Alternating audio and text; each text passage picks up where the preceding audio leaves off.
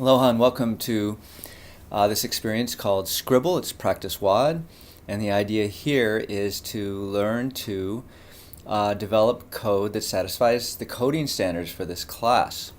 And to do that, it's going to require a little bit of memorization or getting familiar with our particular style of development. Plus, we've got some tools that can help you, specifically IntelliJ IDEA and the Checkstyle plugin. And I want to say in advance that just because code passes Checkstyle doesn't necessarily mean it satisfies all of our conventions. For example, you can have kind of nonsensical or extraneous comments, and there's no way for Checkstyle to figure that out, that the comment that you wrote is bogus. But that said, Checkstyle can detect a lot of the stuff that as a human you might miss. So it's really quite a good kind of combination of technologies. Your wetware plus the software. Okay, so before doing this, you want to go through and install Checkstyle in IntelliJ. I've done this myself. I'm not going to show you how to do that. I think you can just follow the instructions. And for this WOD, what we're going to do is basically fork a sample program from Java in a nutshell called Scribble that's in this repo. We're going to correct the code, and then we're going to commit the fixed version. Okay, so and before starting, what I think I'm going to do is I'm going to put the class coding standards in another window so we can kind of go through here and remind ourselves that these are the things that we are expecting the code to conform to. And remember, there's the whole book. Where's my book? Here it is. Okay, so here's Java in a nutshell. Woo! Okay, you want to have this book. You want to read it. Okay, have it right by your side while you do this stuff so that you can make sure that you're doing everything correctly. Okay, so with that little prelude done, let's begin. So we're going to start the timer. Where is my timer? I don't see the timer. Timer.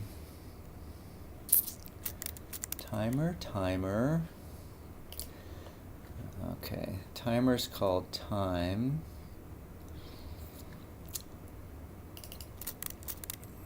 There it is. Okay.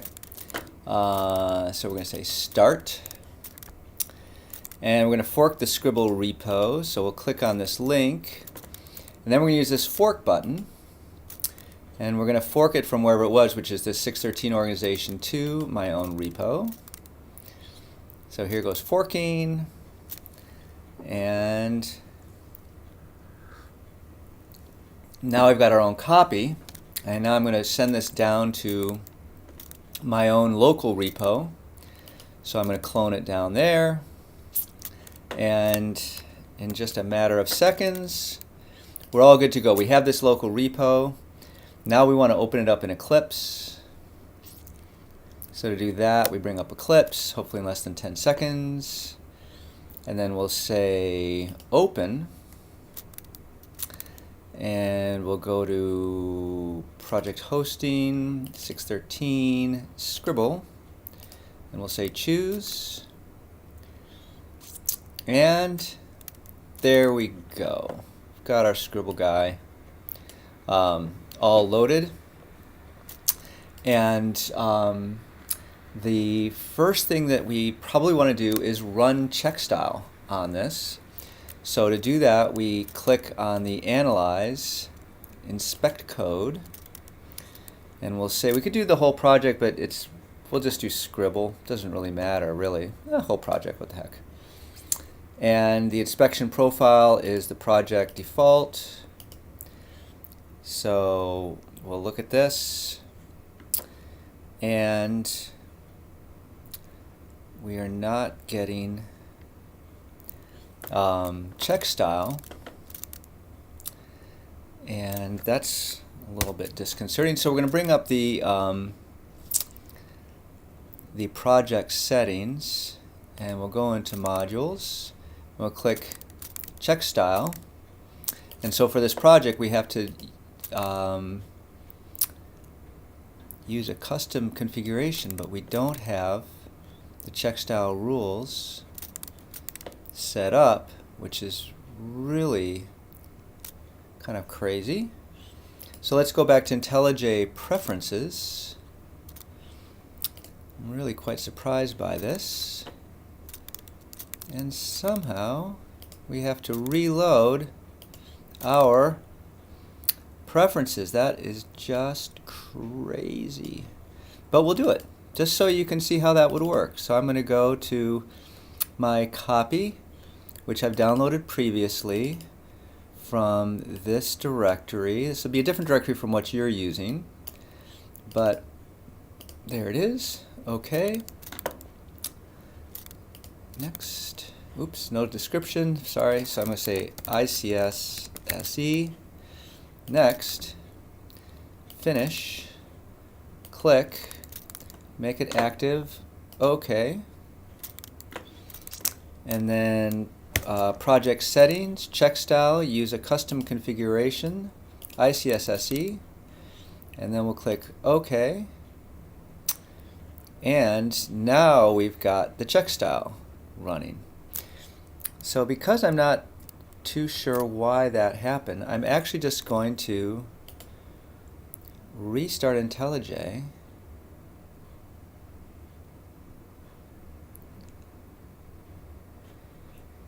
To make sure that if I now go to project preferences, burning up some time here. Check. Okay, so I'm not sure if I have why that didn't work, but at any rate, okay, so we're back in our project, and well, we're on 4 minutes already. That's just crazy. So without further ado, let's get started fixing this class. Well, the first thing that we can see is that if we look at our coding standards, we're not supposed to have any // comments at the top of the file. So let's go fix that. And what we can do, these are kind of nice comments. We like to keep them in the program, but just not put them there. So we could get rid of, that was the command / to get rid of the comment. And then what we can do is we can take this and cut and paste, and then I'm going to correct, come on Java, oops, I hit the wrong keystroke. So then we'll just add this like this and make it into the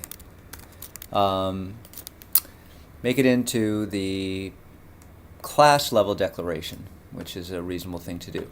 The second thing we notice, if we look at our class coding standards, is that we're not supposed to have any wildcard import statements, and in fact we do. So how are we going to fix that? Well, if we had set up IntelliJ correctly in our development environments module to not have any wildcard imports, so that means going to editor, code style, Java, and then clicking on imports, and you can see that this is 99 and there's none of the packages to set with star. If that's all set up correctly, then we should be simply able to say code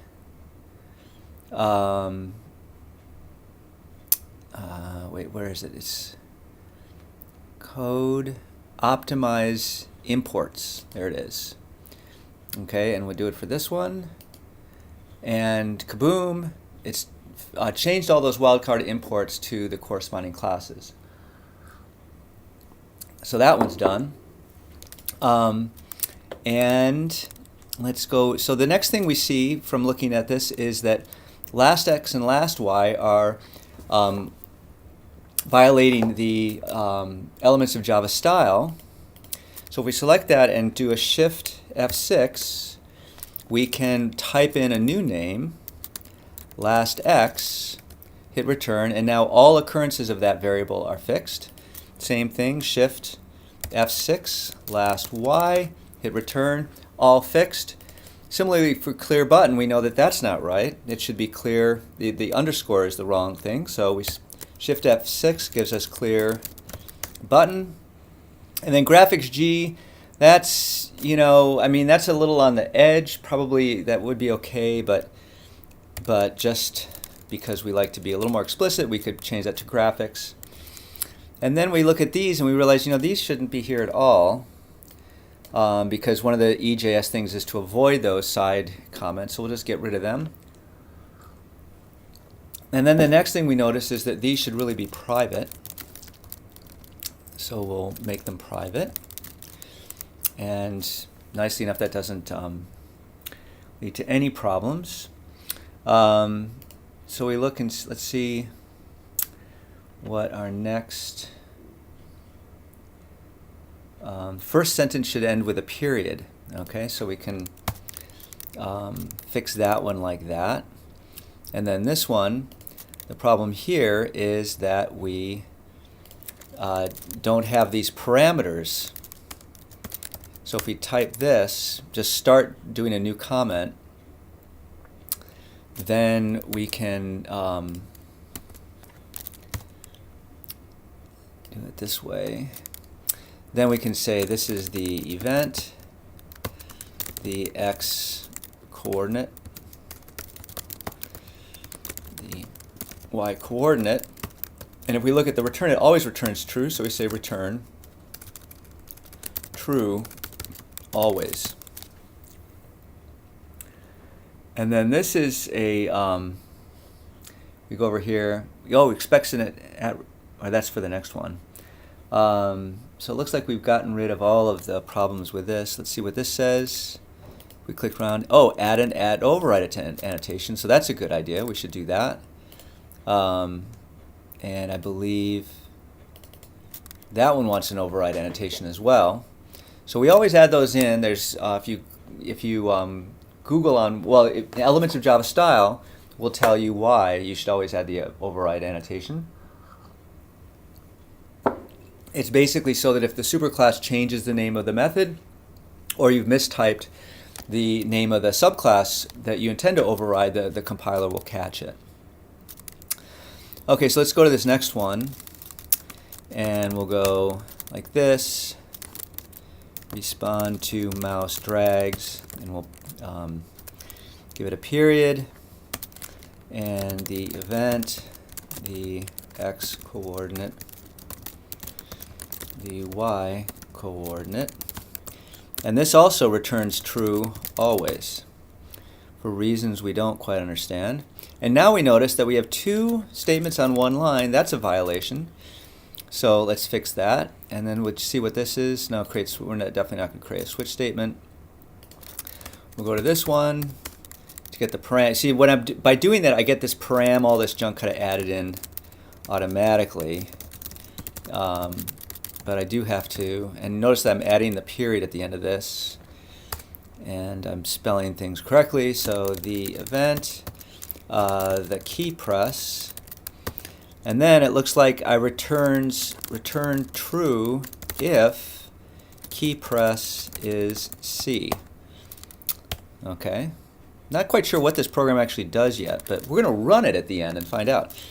Okay, so let's keep going here. This is respond to button clicks. And this is the event and argument. And then I notice here that arg is never actually used, so I'm just going to document that it's ignored. And this returns true if the clear button is the action. Okay. And then what I notice here is that we have else that's not in a block. And ifs and else should always be in blocks for reasons. Again, go look here for that one. And so I'm going to add that in. That was really easy in IntelliJ. IntelliJ has a little light bulb. It says remove braces as an optimization, but you know, no. We always keep these in from a standpoint of readability. And then this last one, I don't know, I kind of like to keep a consistent look to it, so I'm just going to add in this. And that looks like, oh wait, here's another one where we can do that. Okay, so let's do our inspect code and see what we get. We get Checkstyle. Now we get Checkstyle. Oh, missing package info file. So that's our only last one that we have. And so for that, we can go to source, propeller n, select package info file, add it to Git, and in fact, we're done. That's all we need to do for that one. And now if we go back to Scribble, inspect code, OK, and we see that there's a declaration redundancy. Okay, that's okay. The general items, we got some deprecated APIs, we're not going to fix that. We got some spelling errors. O'Reilly it doesn't like, but that's crazy because that's correct. So it looks like actually at this point we've got the code all implemented, and so what would be kind of nice is to find out exactly what it does. So let's run the darn thing, see what happens. Okay, well what happens is it runs this little applet, and then we can do, you know, this Scribble, and then we press the clear button, it starts, and we could it erases it, we could do it again. So it's kind of like an Etch-a-Sketch, I guess. All right, so let's go back to Google Chrome and see where we are here with our assignment.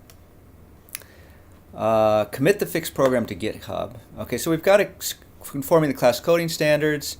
Checkstyle, no, there's no Checkstyle errors. The deprecated things you know, it's kind of beyond the realm of this assignment. So fixed coding standards violations, commit and sync.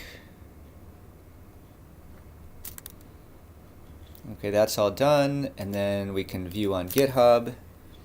So we're just checking to make sure it's there. Go into source. Here's our scribble.java. Yes, indeed. Looks all very nice.